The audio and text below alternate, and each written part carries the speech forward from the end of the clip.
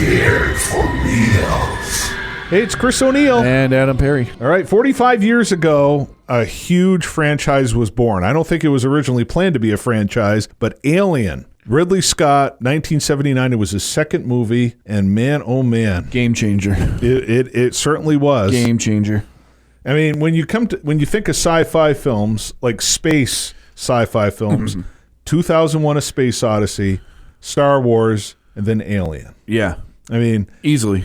Those are the three most talked about space sci-fi films. Alien, of course, directed by Ridley Scott, but also written by Dan O'Bannon.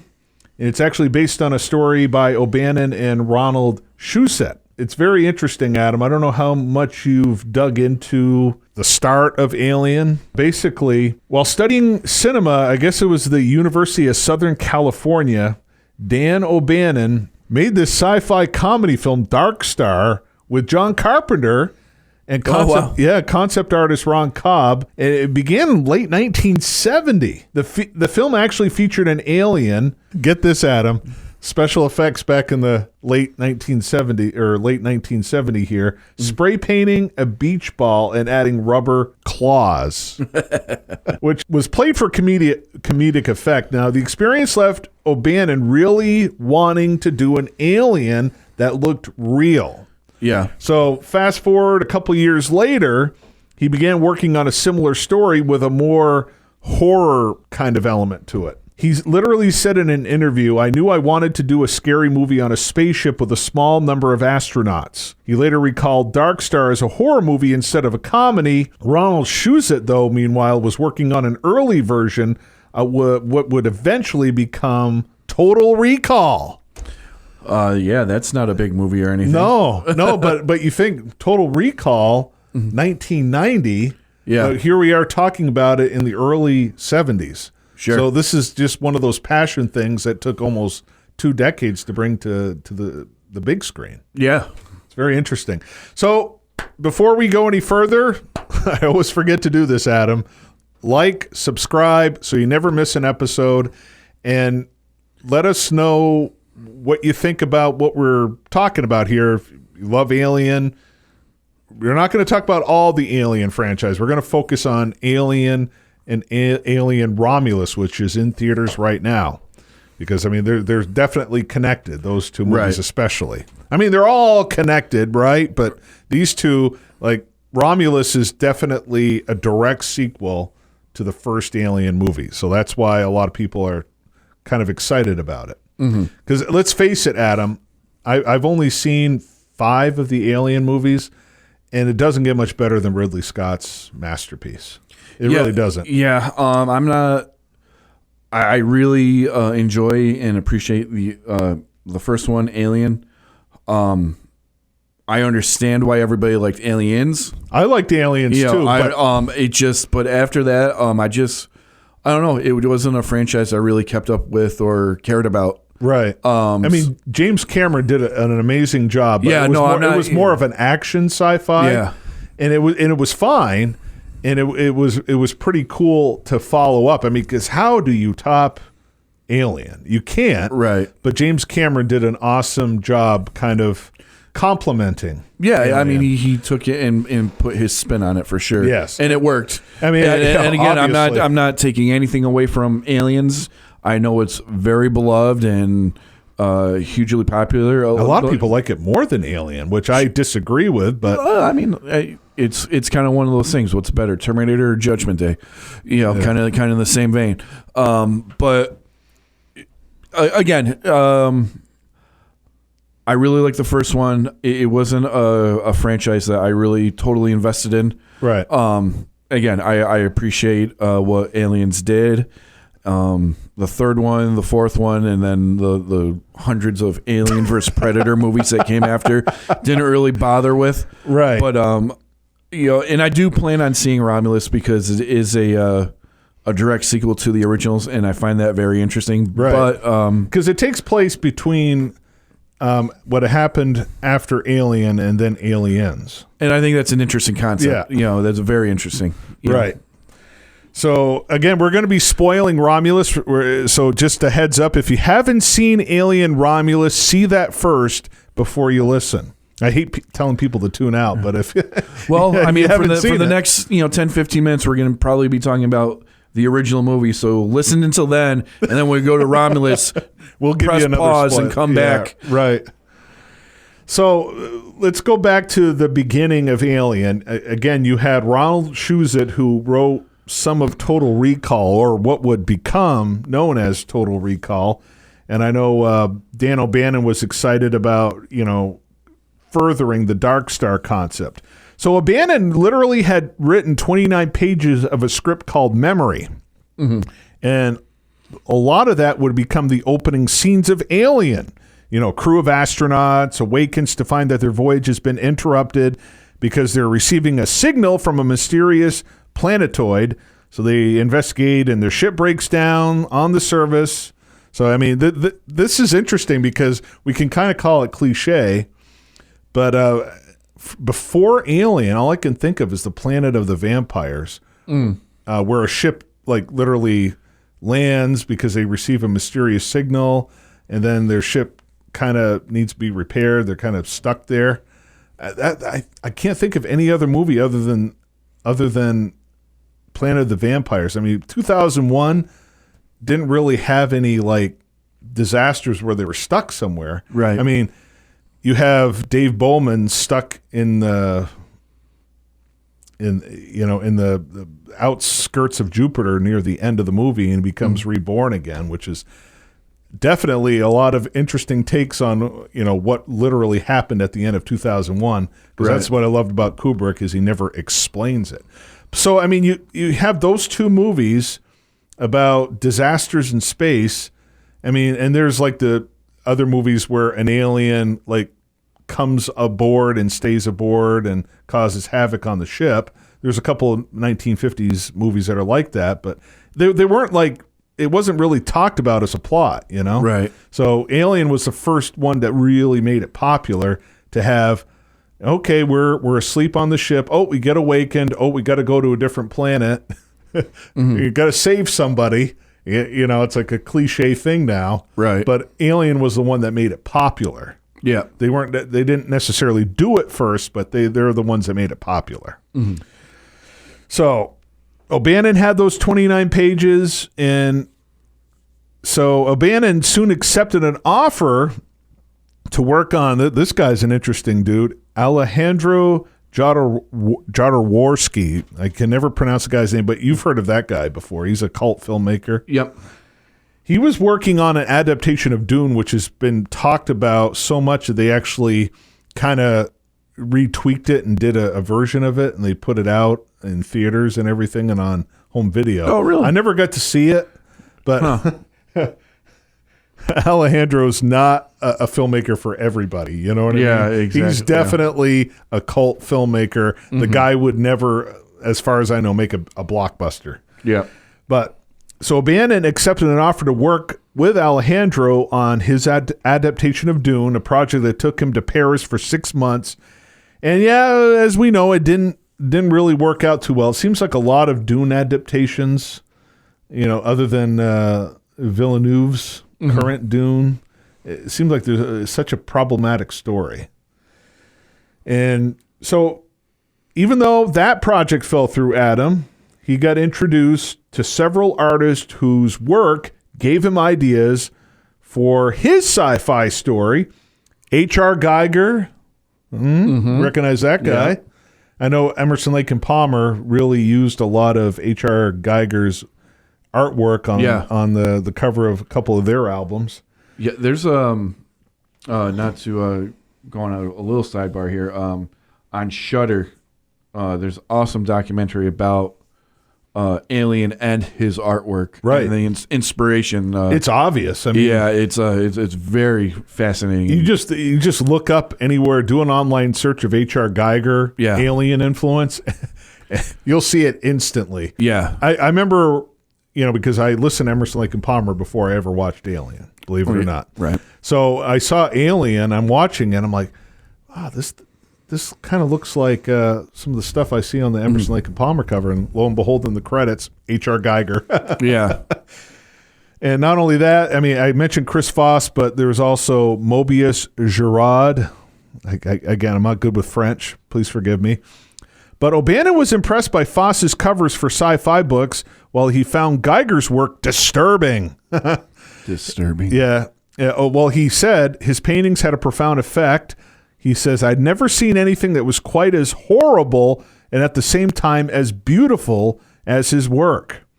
Kind of like the way I feel about Old Boy. Remember? Yes. Yes. So he ended up writing a script about a Geiger monster. So after the Doom project collapsed, O'Bannon found himself homeless and broke. The poor guy. I mean, you get to work on a project with an esteemed, well, he's not really like a blockbuster filmmaker, but Alejandro Jodorowsky is definitely a name people know. Right. And it doesn't come to be. It's like, what do you do? So he returned to L.A.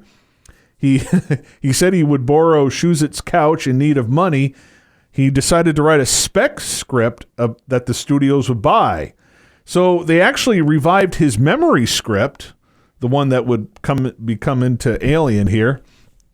Shuzet suggested that O'Bannon use one of his other film ideas about gremlins infiltrating a B-17 bomber during World War II and set it on the spaceship as the second half of the story. So the working title of the project, Adam, was now Star Beast. Imagine that as a title instead of Alien. That's an attention grabber, Chris. Yeah, it is. But it sounds a lot like a B movie. B movie title. Something. No offense to the late great Roger Corman, that sounds like a movie that he would produce and finance. I mean, like, I wouldn't even say that. That's more like Ed Wood. I don't know about that. In title? Well, the title kind of reminds me of a Roger Corman production, which is good entertainment, but very low budget. That's what it kind of sounds like, just the title. But O'Bannon didn't like that, so he changed it to Alien after noting the number of times that the word appeared in the script. Shuzet really liked it, and he liked it because it had like kind of a double meaning, both as a noun and an adjective. Yep. So Shuzet came up with the idea that one of the crew members would be implanted with an alien embryo that would burst out of him. He thought this would be an interesting plot device by which the alien could get aboard the ship. So in writing the script, O'Bannon drew inspiration from many previous works of sci-fi. He goes, I didn't steal Alien from anybody. I stole it from everybody. And we already talked about The Thing, but The Thing from from another world inspired, these professional guys being pursued by a deadly alien. And then there's Forbidden Planet, the idea of a ship being warned not to land, and then the crew being killed one by a mysterious creature when they defy the warning. And I mentioned it already, but O'Bannon really was inspired by Planet of the Vampires. They discover a giant alien skeleton, which influenced the Nostromo. Is that Nostromo? Is that how you say the ship's name? I can never pronounce it, Adam. But the ship's crew's discovery of the alien creature and the derelict spacecraft. So O'Bannon also noted the influence of a short story by Clifford Simak. I don't know if you've ever heard of it, Adam. Junkyard. Yep. Crew lands on an asteroid and discovers a chamber full of eggs. There's also Philip Jose Farmer's Strange Relations. A lot about alien reproduction. So a lot of interesting stuff. So they presented this script to several studios. You know what they pitched it as, Adam? Jaws in space. I mean, to a degree. They're right. Kind of.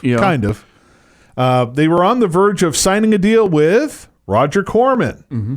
And then a friend offered him to find a better deal and pass the script on to Gordon Carroll, David Giler, and the legendary Walter Hill. Now, you remember Walter Hill, don't you? Yes.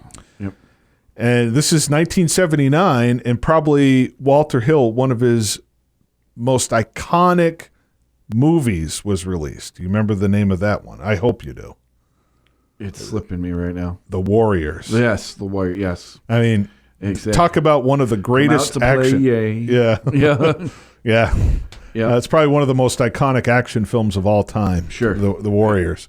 So it's interesting. I literally, when I rewatched it again to prepare, I was just like, wow, is that the Walter Hill? And it most certainly was. They had formed those three guys, Gordon, David, and Walter Hill. They formed a production company called Brandywine with ties to 20th Century Fox, which is now Disney. O'Bannon and Shusett signed a deal with Brandywine, but Hill and Giler were not satisfied with the script, so they made numerous rewrites and revisions. Caused a lot of attention, as you can imagine, with O'Bannon and Shusett. Since these guys, I mean, again, I already mentioned Walter Hill. When you think of Walter Hill, you think of action movies. You don't really think of sci-fi and horror. Right. So they were kind of, O'Bannon and Shusett were kind of upset about that because these guys had little experience. They weren't good at making it better, according to Shusett. That's what he said in an interview, or in fact, not making it even worse. Now, O'Bannon believed that Hill and Giler were attempting to justify taking his name off the script and claiming Shusett and his work as their own. So, man, talk about like turning people against each other here. Yeah, yeah. So Hill and Giler did add some substantial elements, though, which included the android character named Ash and how he betrays the whole... I mean, let's face it, Ash is the true villain of the story. Sure. I mean, yeah. If Ash would have listened to his superior, which Sigourney Weaver was his superior because the captain and his crew are off the ship, he would have left them in quarantine. Yeah. And they would have all died. But at least they wouldn't have brought the alien on board. We wouldn't have had a movie. No. But thanks to Ash, we have a movie. Sure. Well, I mean, again, it's in Jaws, who's the real visitor? Is it the shark or the mayor? Yeah. So kind of Ash is like the mayor of Jaws. Yeah. Yes. Let's keep the beaches open. Yeah, keep them open. The beaches need to stay open. Gotta love that. Jaws really started a lot of stuff here. It sure did. It still affects today. Shusett later described this as one of the best things in the movie, though. That whole idea and scenario was theirs, he added. So they went through 8 drafts of the script in total because you think you got a good script. Well, that's a good first draft. Isn't that what they always say in screenwriting school? Yeah. I had a former coworker that was telling me about it, and I said, "Oh, you got your script?" He goes, "Well, it's probably going to be my second draft because the first one already went through getting cleaned out." And so 8 drafts total. So there you have it. They had to, concentrate largely on the Ash subplot, but also making the dialogue more natural, trimming some sequences, especially on the alien planetoid there. Despite the fact that the final shooting script was written by Hill and Giler, the Writers Guild of America awarded O'Bannon sole credit for the screenplay. Shusett probably was not too happy with that. It doesn't say anything else about this, but so now you got the script. Shusett getting the... I was going to think of a cool word to say with Shusett, but I can't think of anything. Got the boot. Yeah. He didn't really get the boot, but I think... some lawsuits. Yeah, I don't know if... I haven't read anything about any lawsuits on that. Yeah. But despite all of these rewrites, 20th Century Fox did not express confidence in financing a sci-fi film. Well, until after Star Wars. Right. After Star Wars, that changed everything. And, of course, the interest rose substantially, according to this article I'm reading. And, they literally said when Star Wars came out and was the extraordinary hit that it was, suddenly science fiction became the hot genre. That's what O'Bannon was saying in an interview. They wanted to follow through on Star Wars. They wanted to follow through fast. And the only spaceship script they had sitting on their desk was Alien. So Lucky it was, them. Well, it got greenlit. And O'Bannon had originally assumed that he would be the one directing Alien, but 20th Century Fox instead asked Hill to direct it, but Hill was kind of busy on another film, as we already mentioned, The Warriors, which came out the same year. So they were trying to think, who would be comfortable with the level of visual effects that be required. Peter Yates was mentioned. I mean, he would later do Krull. Remember that movie? Which kind of bombed. Yeah, John Boorman. They mentioned John Boorman, Point Blank, Deliverance. Right. Oh, those were his movies. Zardoz. Remember that Sean Connery film? Oh, yeah. Yeah. So, I mean, he had some sci-fi film to his credit, but, I mean, guy could direct an action movie, that's for sure. Sure. I wouldn't think of him directing a horror movie like Alien, but, I mean, anything's possible. I know Jack Clayton was mentioned. Robert Aldrich, he would have been interesting. He was like in the golden age of Hollywood, the 40s and 50s. Right. Robert Altman. What do you think if Robert Altman approached this? I mean, the guy's known for MASH. Right. McCabe and Mrs. Miller, a Western, kind of a dour Western that bombed. Popeye. Yeah. I can't see Robert Altman's great when you have a large cast. Yeah. But I can't see Robert Altman. I mean, he could. I guess he could pull it off. I mean, the guy was very versatile in different genres. Right. But this is also one of those movies, Chris, that it's like I always refer to. It's one of those lightning in a bottle movies. Right. And and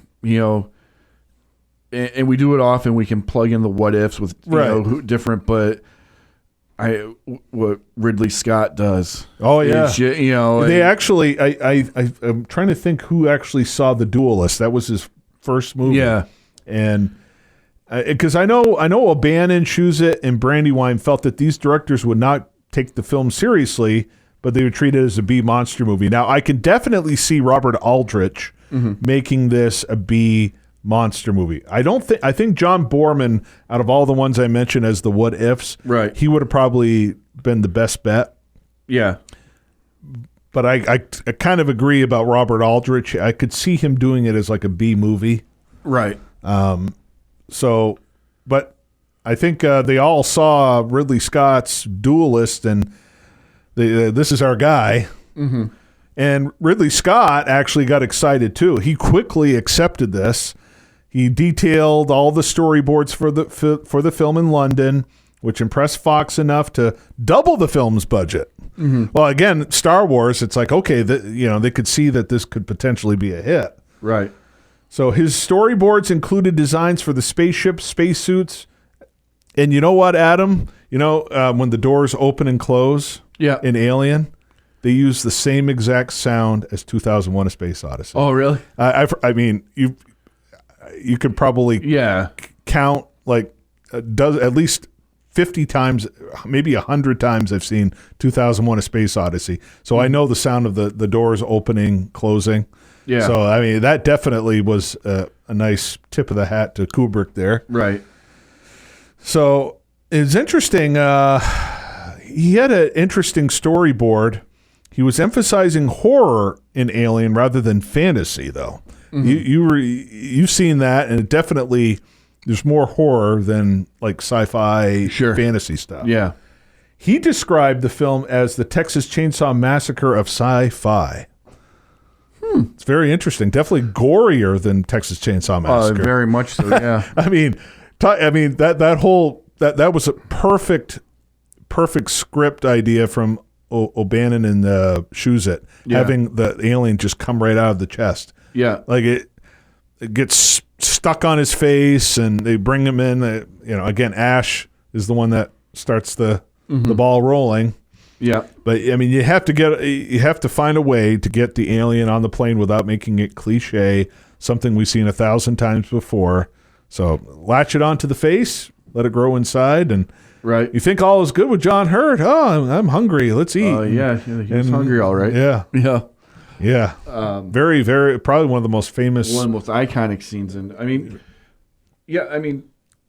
Do you want to talk about the effects? You might as well, because this was like game changer effects. To say the least. I mean, the original alien head and jaw is on display at the Smithsonian.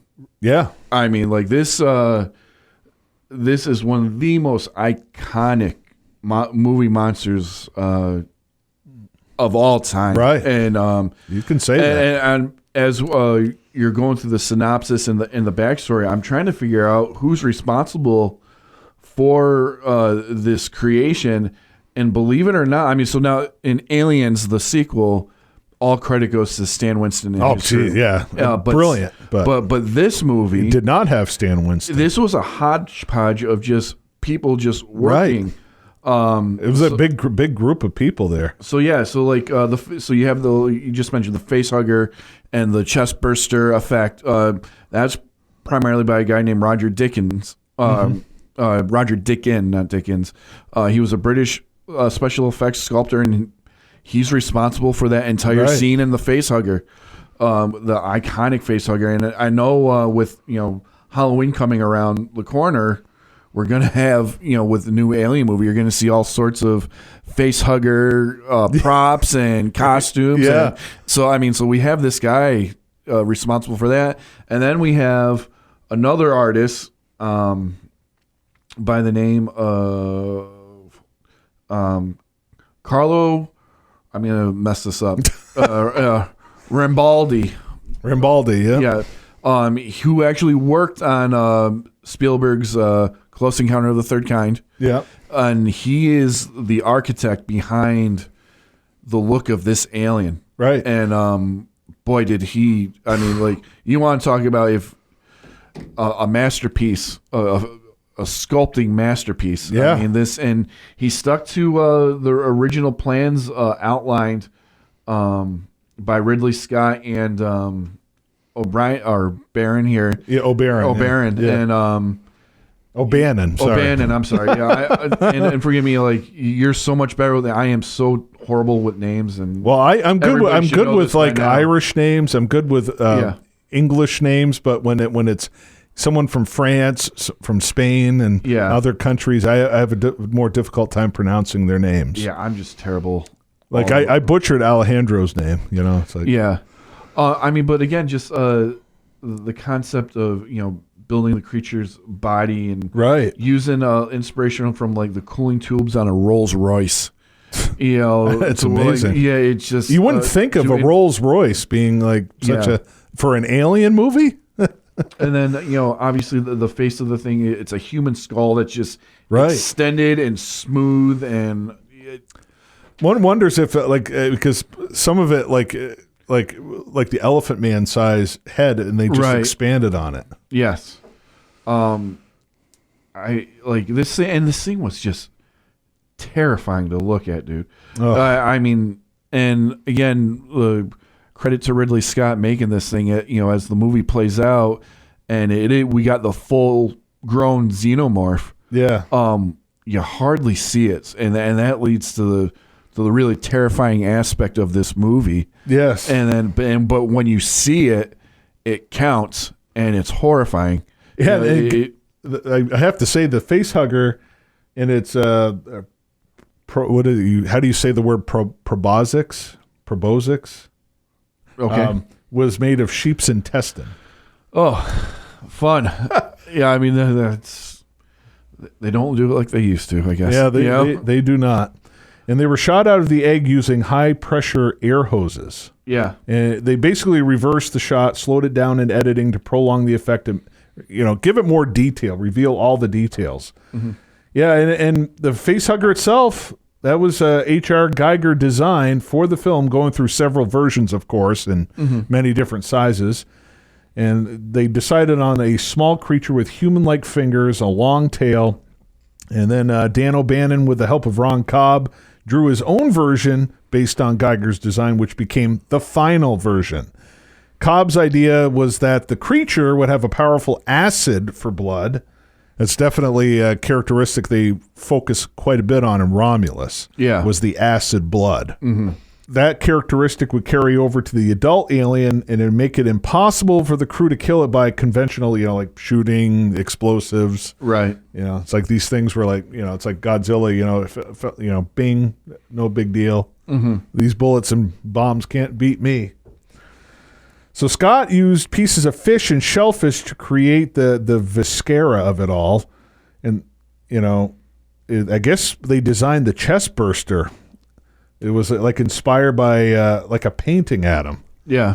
I don't know if you read about like the painting that it was influenced by.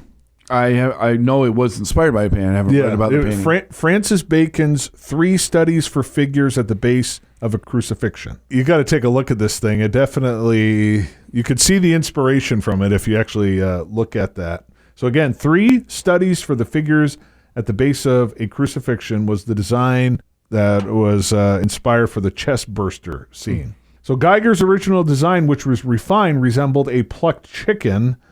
And Dan O'Bannon credits his experience with Crohn's disease for inspiring the chest bursting scene. Now, the scene itself, the cast members knew that the creature would be bursting out of her. They all knew that. They had seen the chest burster puppet, but they had not been told that the fake blood would also be bursting out in every direction. Surprise! The scene was shot in one take using an artificial torso filled with blood and viscera, with Hurt's head and arms coming up from underneath the table. The chest burster was then shoved up through the torso by a puppeteer who held it on a stick. Kind of taking away a lot of the magic from the scene, but it's such an iconic scene. Mm-hmm. So when the creature burst through the chest, you got the blood shot directly at Cartwright's character. That definitely shocked her. She fell over, went into hysterics. So that was real. That was a real reaction. And according to Tom Skerritt, what you saw on camera was the real response. She had no idea what the hell happened. All of a sudden, this thing just came up.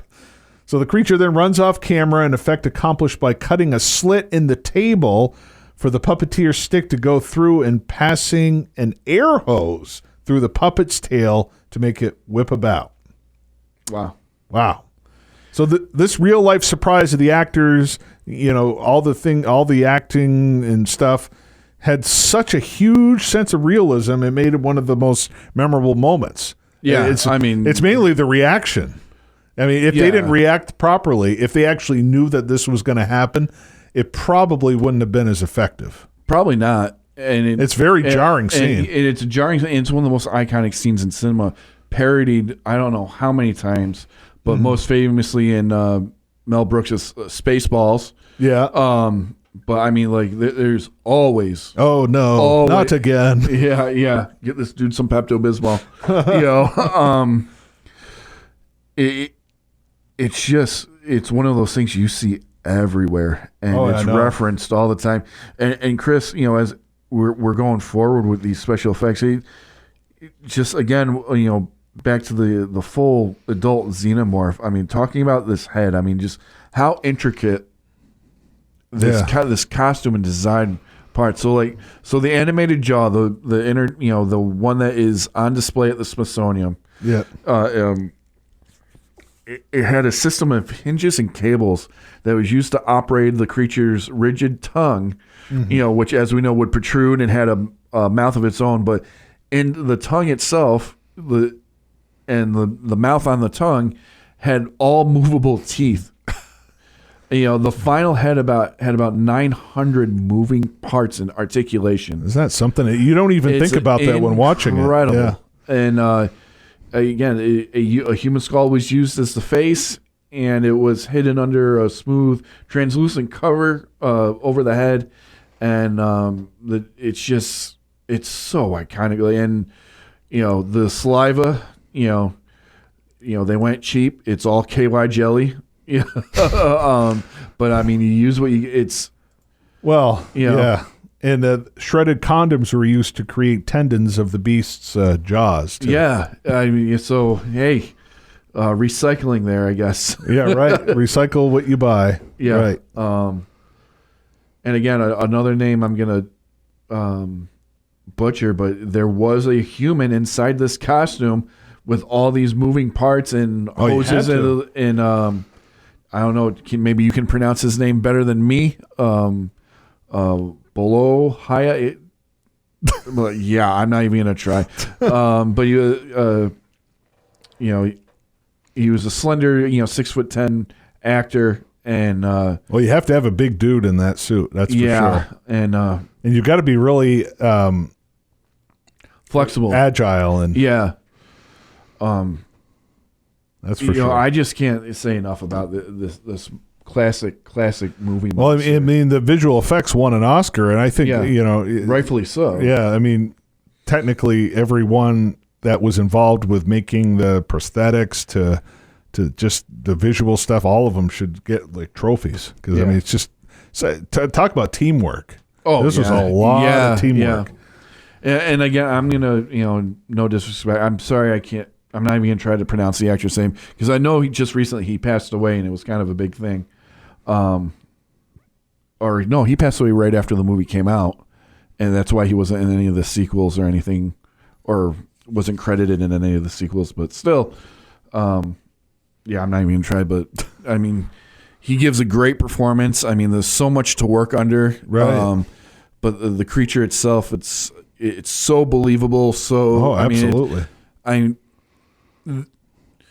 So much worked for this movie, Chris. Mm-hmm. It could have gone in one way or the other. Right. I mean, this could have easily have been a cheesy monster that when we finally see it, you can see the zipper in the back of the costume.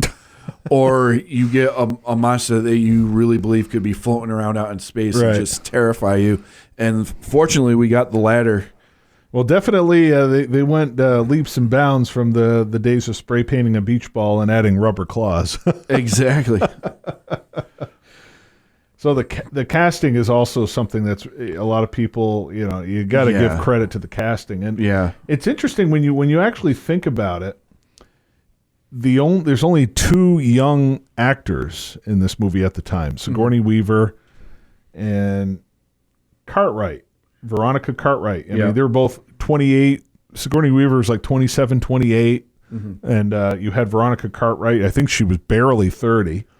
But yeah, Tom Skerritt, who's still alive in his 90s. Yeah, he was 46. Hurt wasn't even 40, but he had that older look to him. Yeah. Harry Dean Stanton, is such a legendary actor. He's the one that had Jones the cat, and I think there was like 7 different cats that they used in this movie. Yeah.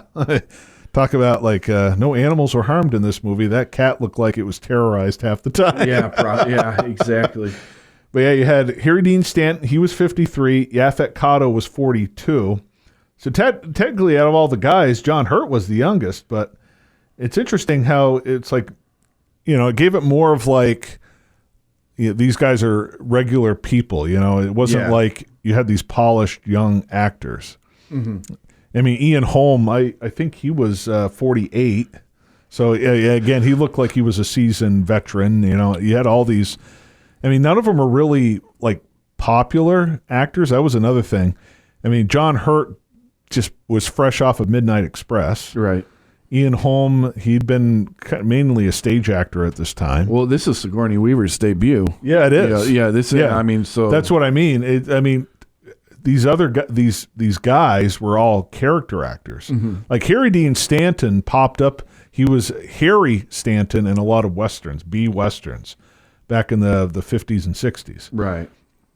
I mean, the guy had such a long career, and man, oh man, he's well loved by the film community. Yeah. So many great movies. And, he didn't star in a lot of big blockbusters, but watch Paris, Texas or Repo Man without Harry Dean Stanton, and even Pretty in Pink. Right. Yeah. I mean, he's just such a great, recognizable face. But, all these guys, they weren't really known at the time. Well, I mean, Yaphet Kotto eventually. Well, I mean, no. I mean, he was already had the Live and Let Die fame from James Bond. Yeah, but he wasn't like a huge name, and he was only in the last 15 minutes of the movie. He wasn't like a big name. Yeah, that movie helped. Right. But he still wasn't like a huge name, Other than Live and Let Die, I think he was in a couple of other things in the 70s. Mm-hmm. I can't think of all of them off the top of my head. But yeah, You're right. That was his big breakthrough, but he was more of a character actor. Right. And, I loved him in Midnight Run and other movies of that nature, but he just wasn't like a huge name. Right. None of these guys were huge. Well, and that's what makes it work. Yeah, I was That's just going to say saying. that it's kind of the charm of having a cast of relatively unknowns, or I hate to say like B-list actors, is because no one's outshining the other, Right. and there's no one's ego to deal with above another. So Right. you can really tell that these actors really developed the perfect chemistry, Right. because when you see them on the ship, they feel like it feels like a crew of friends, a crew of professionals, people who actually care about each other. But they don't look. They're not beautiful looking people either. Yes, that's another exactly. thing. That's they look thing. like the regular. Yeah. Someone you can relate to. That's what a lot of people like. They like really loved the cinema, the American cinema of the 70s. Yeah, is you had like Gene Hackman is hardly a romantic leading man material. Mm-hmm. Dustin Hoffman, De Niro, Pacino, all these Right. guys that were just not like your polished, good-looking guys. And they weren't Gary Cooper. Exactly. They weren't Humphrey Bogart. They weren't. Well, Humphrey Bogart was a good early example of an unusual-looking, at the time, leading man. He wasn't Right. what you call a handsome man, but Right. they definitely he surprised a lot of people, and Right. more people wanted to see him. It's an we can talk about Humphrey Bogart at some point. That guy had a fascinating career for sure. Mm-hmm. But yeah, there were a few in Hollywood, like Spencer Tracy, Humphrey Right. Bogart, who weren't like drop dead gorgeous looking leading guys, Right. But in the American cinemas of the 70s, especially, it was just like all your great leading men were definitely not like what women would refer to as gorgeous. Right. So anyway, you had your cast in place, and it took 14 weeks to film, and mainly Pinewood Studios, Shepperton Studios near London, and they did some model and miniature filmmaking at Bray Studios in Berkshire. Yeah, they had a crew of over 200 craftspeople. Again, we can't shout out to these technicians, making all this behind-the-scenes stuff work. Right. So they should have given like 200 Oscars to these craftspeople, technicians. The sets were incredible, and of course the creature and the creatures, I should say. Yeah. It was just a movie that was like so amazing to watch. I mean, it's $11 million budget, and it made almost $185 million in its first run. Wow. And then I think it was 2003. They tweaked the effects. They added some stuff that didn't make it to the original, and there was some stuff that I did see that one on the big screen, Adam, and I prefer the theatrical cut, even though there's like a minute difference between the two, because it's just basically edited a little differently. But I don't I understand why in some cases that you want a director's cut, or I just, it seems like some of these filmmakers like they just feel like they have to do it. Yeah. Spielberg did it once with E.T., and I think that he okay, I won't do this again. Yeah. And thankfully he didn't do that with Close Encounters, because there's like a deleted scene where you get to see inside the spaceship. Oh, really? Yeah, and that would have. that would have taken away a lot of the mystery and the fun Right. of the movie. But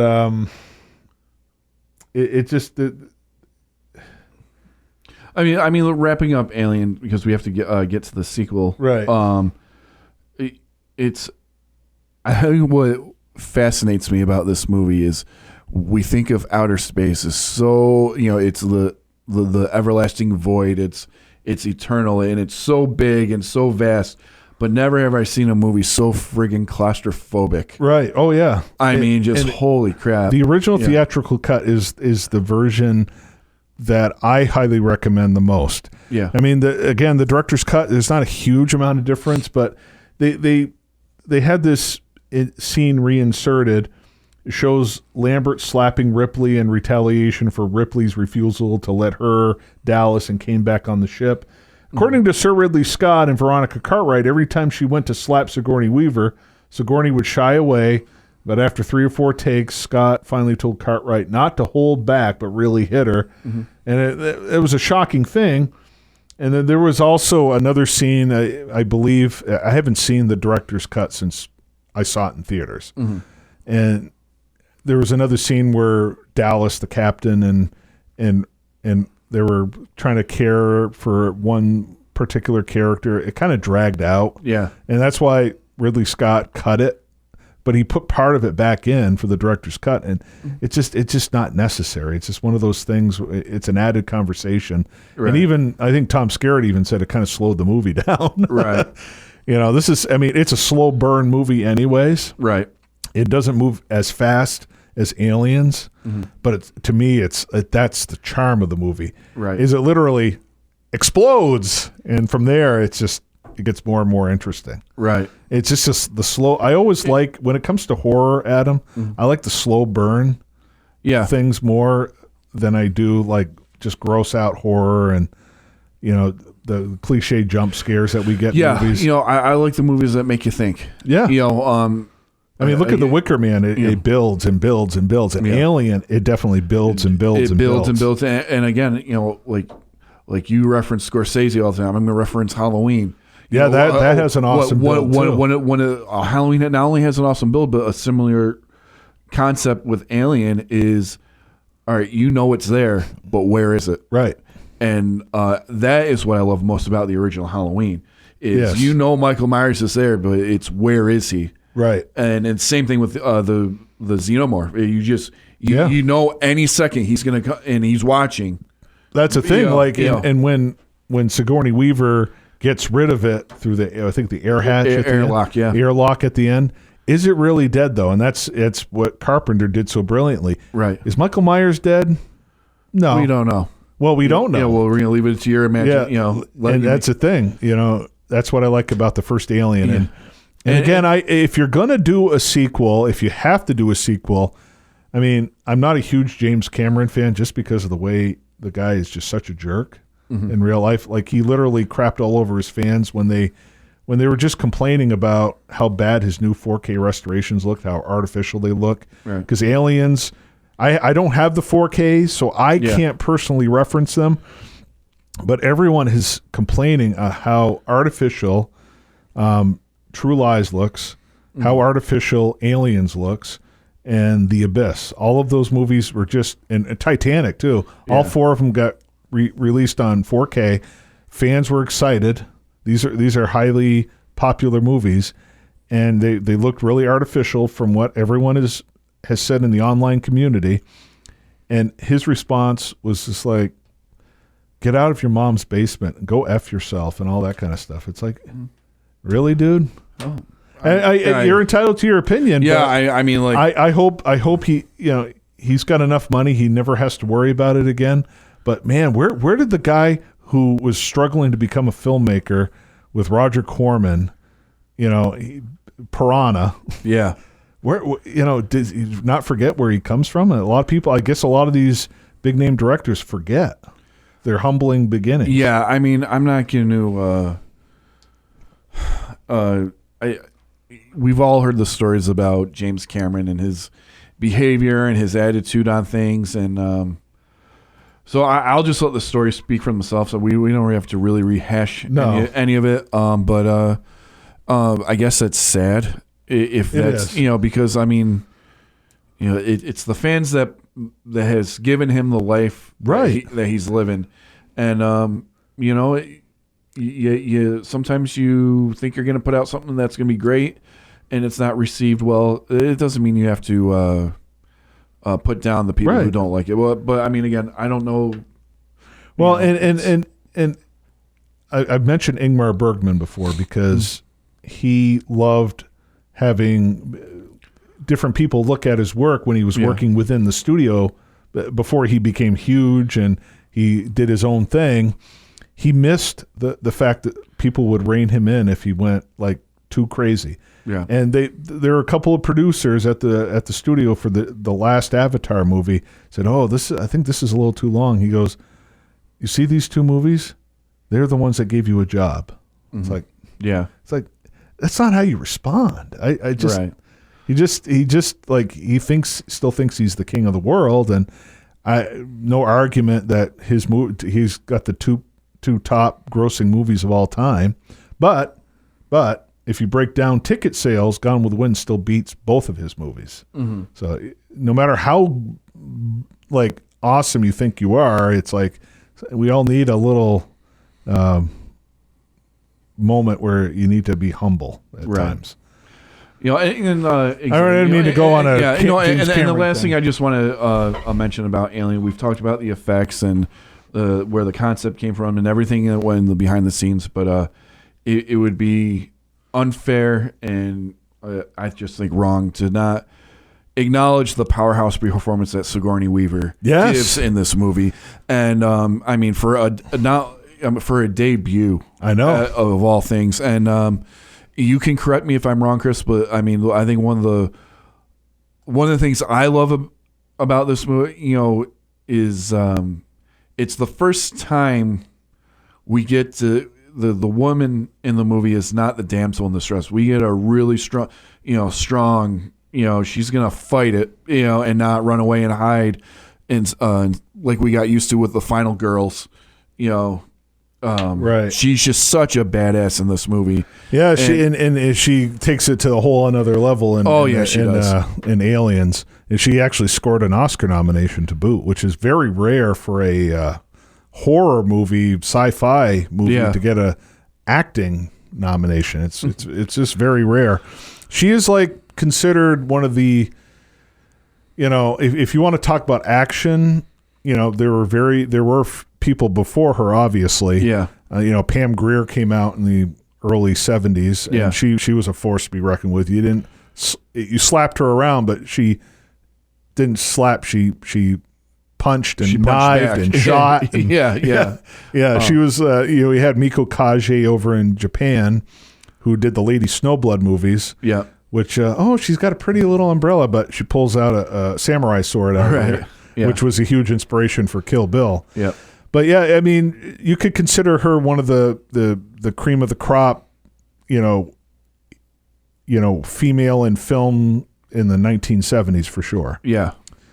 And, she just, it was good to see, in America anyways, a strong female in a horror film. You rarely saw it. There were instances here and there, I think, but nothing like Sigourney Weaver. Yeah. Nothing like her.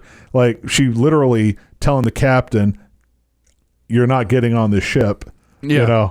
I'm following the protocol, and then she gets overridden by the evil Ash, which that sequence where he's revealed to be an android is quite the talk about even more special effects. But we could go on for hours talking about the first Alien. But highly recommend it. Again, the theatrical cut is the way to go for me. And I know I've said it before, but the whole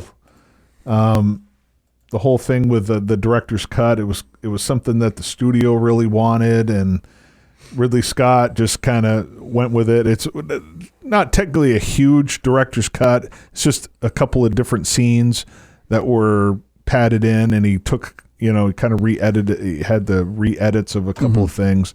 To me, totally unnecessary, but I think mainly it was for DVD sales at the time. Sure, yeah. And obviously getting released again in the theaters, kind of just boosted up the movie even more. More money. It always boils down to more money. But again, I love the theatrical cut of Alien. Highly recommend it. You can get it on 4K, Blu-ray. You can still get DVD. And I think you can still get both cuts. Again, I love the theatrical cut. That's the one I always watch. I mean, I have the other cut in case I ever want to watch it, but I'm always gravitating toward the theatrical version. Right. Myself. Yeah. No, I agree with you. Nothing beats the theatrical version. It's the classic, All right, we're going to do part 2, which we're going to discuss Romulus in just a few minutes. But again, respond on Facebook. We're on Instagram. We're on X. We're at Scared for Reels is our handle, and you can like and subscribe on YouTube as well. And just comment below. Is Alien, the very first Alien, your favorite in the whole franchise? Do you completely disagree? We'd love to continue the conversation in the comments below. Again, Scared for Reels. We'll be back with part 2, where we're going to discuss Alien Romulus. We'll see you next time on Scared for Reals.